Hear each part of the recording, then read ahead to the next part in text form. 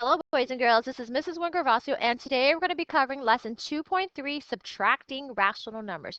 Don't forget our setup for our notes. You need to have the lesson number, the title, and today's date, and don't forget to highlight this part. Okay, let's go ahead and begin. Our first thing we're going to do is our key idea. As a reminder, you need to copy down everything you see in today's video, including the key idea. So when subtracting rational numbers, it's very similar to adding rational numbers. We are going to basically use the same rules for the signs as you use for integers. So going back to chapter 1, when we were subtracting integers, we did what was called KFC. So using that same idea for subtracting integers, we're going to do that with our fractions. So here is a fraction problem that we're going to look at in today's video. 2/5 minus negative 1/5. So what we're going to do is we're going to do KFC, which basically means we're adding instead of subtracting. So notice in this example that I have here, you keep the first fraction, you flip this to addition, and you change the 1/5 to the opposite, negative 1/5, which is positive. So I'm gonna go ahead and show you how to do this in our lesson today. So let's go ahead and begin with our first example. Okay, so keep in mind, this is a subtraction problem, and we're gonna be doing KFC. But before we do that, we need to make sure that the fraction is all in improper or just a regular fraction. And I notice it's not, so what I'm gonna have to do with this fraction first is change it into an improper. So we're going to do 7 times 4. Remember, to change it into an improper fraction, you do times and then add. So 7 times 4 is 28 plus 1 is 29. So we're going to put 29 over 7. And then since it was a negative, I'm going to go ahead and put that negative there. So that's our keep. Okay, and then I'm just going to move this over real quick.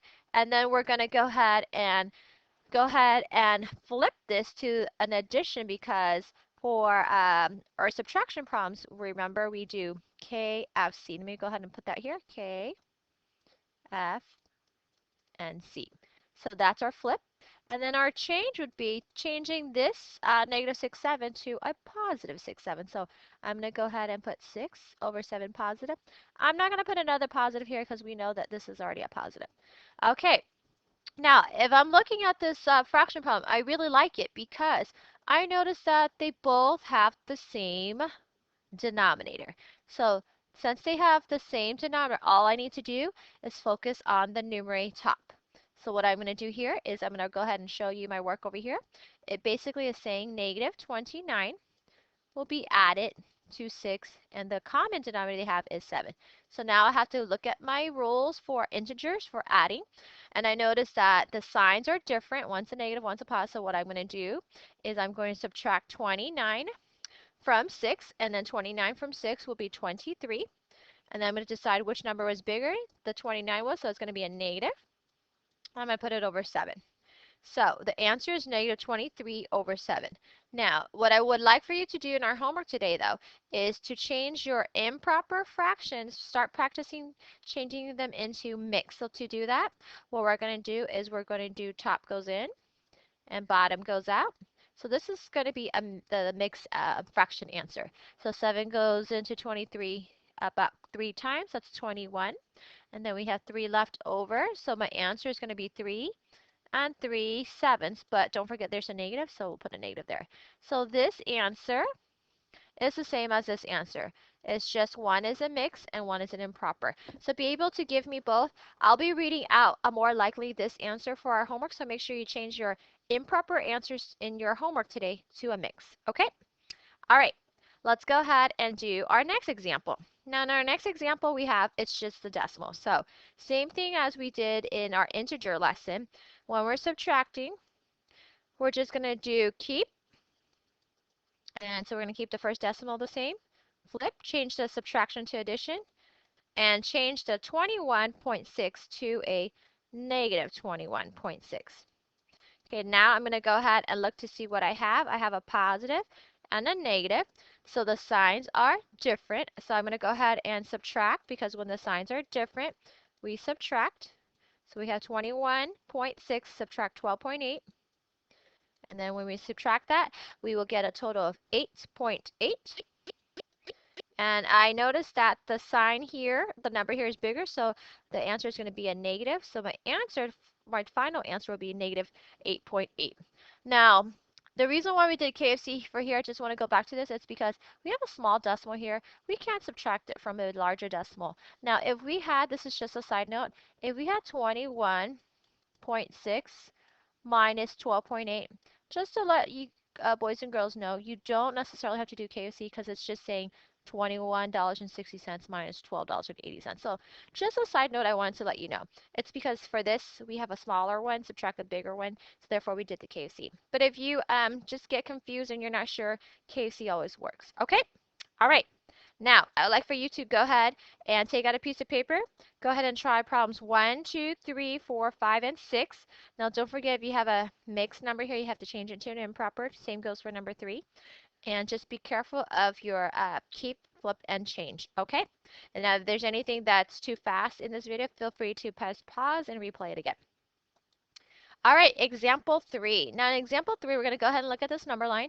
And what we're going to do is it says we're going to find the distance between two numbers on the number line. So we want to know from here to here, how many spaces did they jump? So what we're going to do that is we're going to go ahead and to find the distance, that means we're going to find their difference. So what we're going to do is we're going to take the first number at the bottom, negative 2 and 2/3, and we're going to see from here to here, how much is that? So to do that, we're going to find the difference by subtracting it with the second fraction we see. Because we were trying to find how many spaces from here to here it is, so we need to subtract the difference. So to do that, what we're going to do is we're going to go ahead and change this into an improper. So 2 times 3 is 6, plus 2 is 8/3. And don't forget there's a negative, so we'll put a negative there. So negative 8/3. And then 2 times 3 is 6, and then 6 plus 1 is 7, so we'll put 7/3 here. Now, there's no negative here, so we're going to go ahead and drop that subtraction. Okay, so now I really like this fraction again because once again the denominators are the same. So you guys are lucky today. A lot of the denominators are going to be the same. All right, so now what I'm going to do is I'm going to focus on the top numerator. So it's basically saying negative 8 minus 7/3. Now I notice the signs are the same. So I'm going to add. Notice this is a negative. This is a negative 7. So I'm going to add it and I get negative 15. Because the signs are the same. And then I'm going to divide it by 3. Now, going back to my division, with the integers, I notice that negative divided by a positive is going to be a negative, so my answer is going to be negative 5. So from here to here, with the fractions, they are, well, actually going back, it is a negative 5, but because we're talking about distance, it's actually going to be the absolute value of negative 5. So the distance from here, point A to point B, is actually just 5. Because remember, boys and girls, distance can never be a negative, so we're going to say it's just 5. Okay? All right. Now, example 4, our last example, it's going to be about a boat and a bridge, so go ahead and follow along with me. It might be a little confusing, so just make sure you follow along very closely. Okay, so it says here, in the water, the bottom of the boat is 2.1 feet below the surface. So I went ahead and drew a picture for you. So if the boat was in the water, it's 2.1 from here to here. And at the top of the boat is 8.7 above it. So from here to here, at the top where you would hang out, it's 8.7. Now towed on a trailer, here's the trailer, the bottom of the boat is 1.3 above the ground.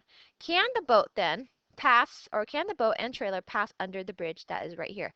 The bridge says that it can only be 11 feet and 8 inches. So oftentimes when you go on the highway, some certain bridges will only allow a certain height. So if your car, vehicle, or boat is too big, you won't be able to pass this bridge. So we're going to go ahead and see if this is going to be okay.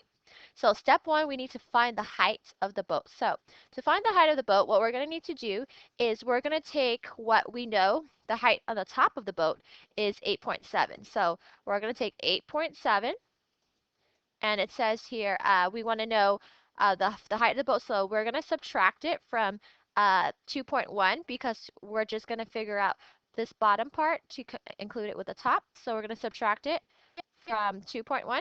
So subtract. Now, since this is going to be the bottom, it's actually going to be considered a negative 2.1. So we're going to go ahead and put negative 2.1 here because this part wasn't included in the top. So therefore, it's below the surface. So we're going to put negative 2.1. Now, what we're going to do is we're going to go ahead and solve it by doing our key flip change. So key, flip, and change. So when we add this up, I'm going to go ahead and line it up right here. We will get a total of, let me go ahead and finish that for you. We will get a total of 10.8. So we're going to put 10.8 here. Now that includes basically the height of the whole entire boat from here to here.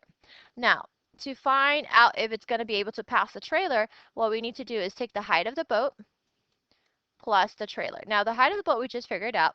The trailer, we have that information right here. So what we're going to do is we're going to add it together. And we're going to figure out if this is going to be over the 11.8 or not. So we'll go ahead and add that on the side, 10.8 plus 11 or 1.3. And we get a total of 12.1. Now, if you notice, 12.1 looks like it's going to be a bit too large for the bridge. So therefore, the bridge or the boat and the trailer cannot pass through this bridge because the bridge is only 11 feet and 8 inches. And we have an answer of 12.1. So to answer this question, can the boat and trailer pass under the bridge? The answer is no.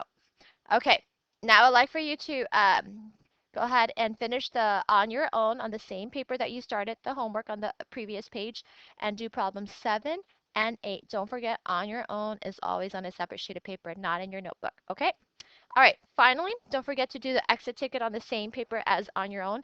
And any questions you have from today's video, please make sure you jot it down and make a note of it, and I will talk about it tomorrow in class. Have a great day. Bye-bye.